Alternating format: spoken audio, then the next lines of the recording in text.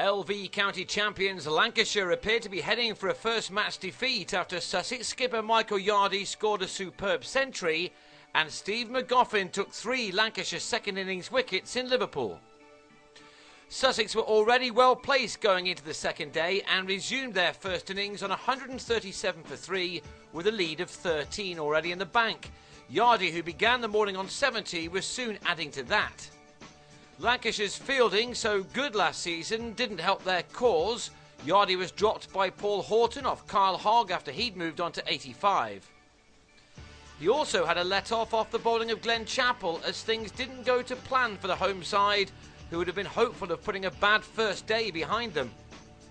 So there would have been some relief when Ed Joyce's long 3.5-hour vigil was ended when Stephen Moore held on to one off Luke Proctor to remove Joyce for 64 and to end a 4th wicket match-changing stand of 164. Joe Gatting was the next player to benefit from a slip-up by the fielding side. Proctor was again the unlucky bowler as Gareth Cross dropped the edge.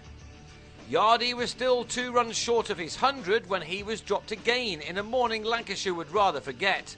Horton couldn't grasp the low chance at slip off Sajid Mahmood's bowling.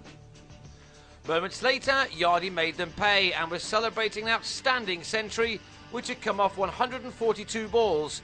He later admitted that batting was never easy, saying that he never felt in during his innings. He would have been well aware then of how valuable his 100 was. His dismissal 10 runs later was a rather soft one as he failed to keep his back foot in the crease in spite of leaving this ball from Simon Carrigan. He departed with a total on 224, with the lead standing at exactly 100. Cross then made up for dropping Gatting by taking a very good catch off Carrigan. Gatting was out for 18 at 229 for 6. As disappointing as the morning had been, the afternoon session saw Lancashire perform much better. McGoffin nicked Chappell to Horton, who this time clung on. And Ben Brown followed in similar fashion, Moore with the catch on this occasion, and now Sussex had slipped from 224 for 4 to 257 for 8. So they were thankful to Amjad Khan for getting them to 300.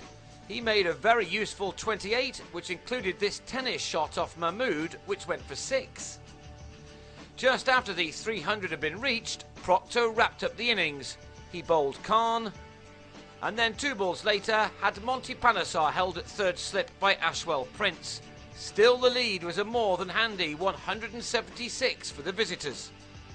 So Lancashire simply had to bat better in their second innings, and for a while they did, with Moore finding some early form and boundaries as his side tried their hardest to reduce the rather substantial deficit.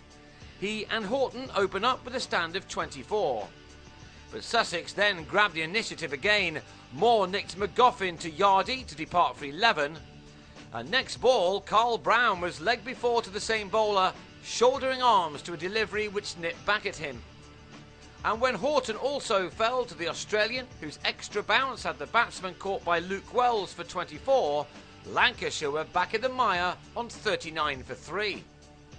Indeed, they were still 127 runs behind their opponents when Stephen Croft was bowled by a near-perfect left-arm delivery from Panesar.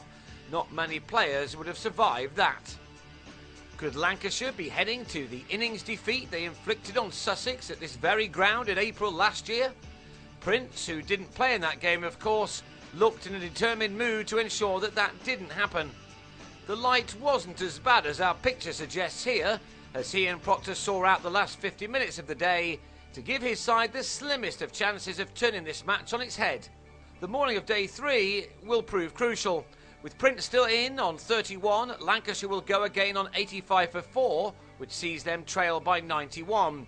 Just as many locals will be hoping that an outsider will win the National down the road in Aintree, they will also be wishing that Lancashire come from well behind to take a victory here.